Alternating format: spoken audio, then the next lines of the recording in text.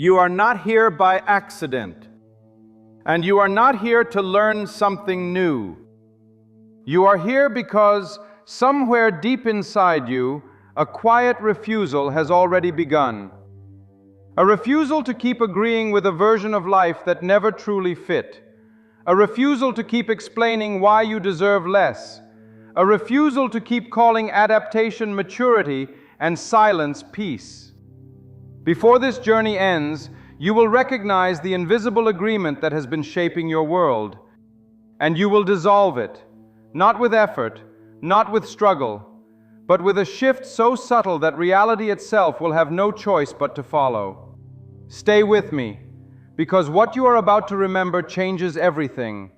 You do not live what you want, you live what you accept. Not what you desire intensely, not what you visualize occasionally, not what you hope might change one day. You live what you silently allow to remain normal in your experience. Reality is not persuaded by emotion. It is not impressed by longing. It does not respond to effort, struggle, or explanation. Reality responds to consent. The quiet daily consent you give without noticing. What stays in your life does not stay because it is powerful. It stays because somewhere within you it has been granted permission. Even pain needs approval to remain. This approval is rarely conscious. It hides behind phrases like, "This is just how relationships are. This is what people like me get. This is realistic. This is good enough." Each of these is not a thought, it is a sentence, an invisible sentence you live from, and that sentence becomes a state, and a state, once occupied consistently, becomes identity in motion. Identity does not need effort to express itself, it simply does. This is why so many people exhaust themselves trying to change outcomes while keeping the same internal position. They argue with circumstances.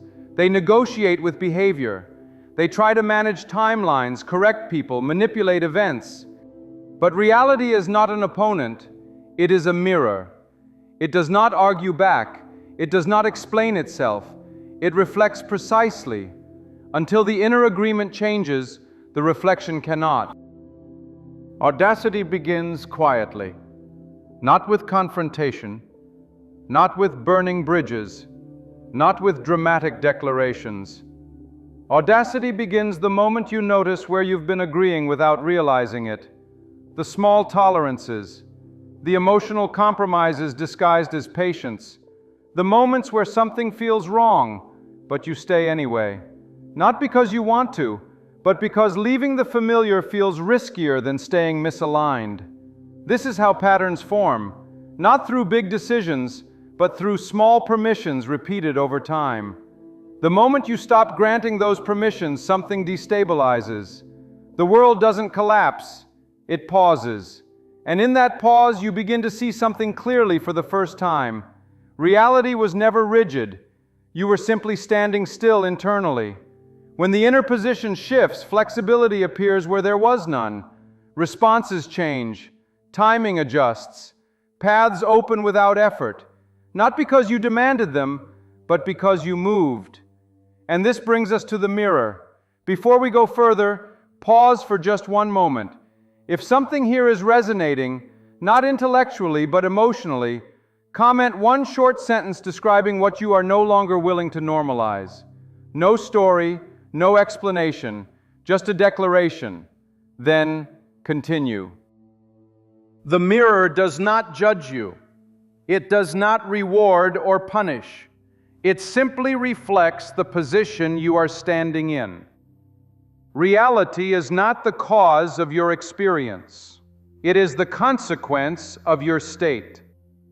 People do not decide how to treat you randomly. They respond to the emotional and psychological position you consistently occupy. Circumstances do not arise to test you. They arise to confirm you. Everything you experience is aligned with who you are being, not who you wish to be. When patterns repeat, it is not fate insisting. It is familiarity expressing itself again. You can change locations, strategies, even entire social environments, but if the internal stance remains the same, the script returns with new actors. The mind prefers the known over the free, even when the known hurts. This is why many people let the external world regulate their inner state. When things go well, they feel worthy. When things collapse, they collapse internally with them. This reverses causation. But the law is unwavering. You do not see and then become. You become and then you see. Even the way you look at the world reveals your state. Looking with suspicion declares threat. Looking with hope creates distance. Looking with natural expectation communicates belonging. Your observation is a confession. When this is understood, effort dissolves. You stop trying to fix reflections. You start choosing positions. And here is where resistance appears. Because even after you decide to change, the old state does not vanish immediately. It negotiates quietly. You declare a new identity, but tolerate old emotional dynamics. You say you've changed, but continue accepting the same standards. And reality responds with precision, not to what you say, but to what you sustain. The old self survives through compromise. It accepts confusion to avoid emptiness. It accepts crumbs to avoid separation. It calls fear being careful and attachment being understanding. The new state requires something different, not force, not aggression, consistency. Reality does not respond to intensity, it responds to stability. What you practice daily outweighs any affirmation spoken once. This is not punishment, it is clarity. Every place you still negotiate reveals where alignment has not yet stabilized, and every refusal to negotiate strengthens the new position.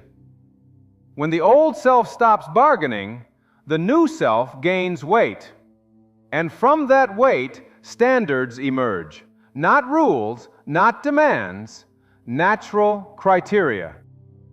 Every aligned state produces three unavoidable effects: respect, clarity, peace. These are not goals, they are symptoms. When something consistently lacks these, it is not challenging, it is incompatible. Respect appears in how you are treated and how you treat yourself. Clarity dissolves emotional guessing, mixed signals, internal negotiation. Peace stabilizes you even while reality rearranges. Where these are absent, an old state is active. Accepting less keeps that state alive, not because reality is cruel, but because it is obedient. When these pillars become internal standards, decisions reorganize without effort. You stop justifying what cannot be justified. You stop forcing endings. They happen naturally. What does not match simply loses access. Then comes the interval, the space between internal shift and external confirmation. This space feels uncomfortable only when misunderstood. The interval is not delay, it is recalibration.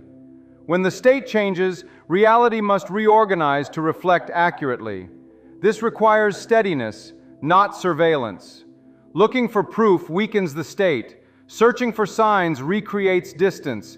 The new state is lived as fact, not monitored as hope. During the interval, there is only one discipline. Do not return to what you have already left internally.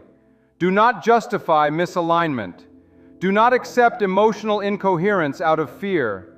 This creates something rare, silent audacity, not confrontation, not indifference, coherence. Audacity does not raise its voice. It does not explain itself.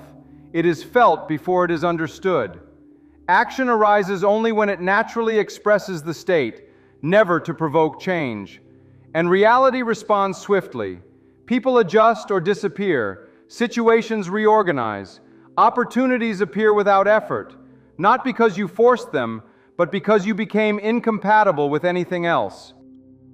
If you feel this state forming and want to embody it fully, there is a 21-day challenge available in the description or pinned comment, a structured way to live from this position daily. Now, return fully to the journey. No one loses someone by respecting themselves.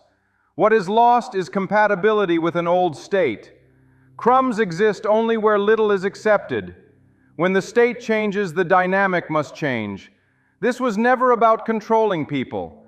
It was about occupying the state of being prioritized. Those who live there do not tolerate absence disguised as interest. They do not negotiate emotional inconsistency. Refusing crumbs is not rejecting someone, it is rejecting a position that no longer represents you. And the mirror responds with clarity. Either alignment occurs or distance does. Both are coherence. The problem was never people. It was silent agreements maintained too long.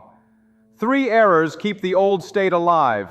First, constant external checking, turning being into waiting.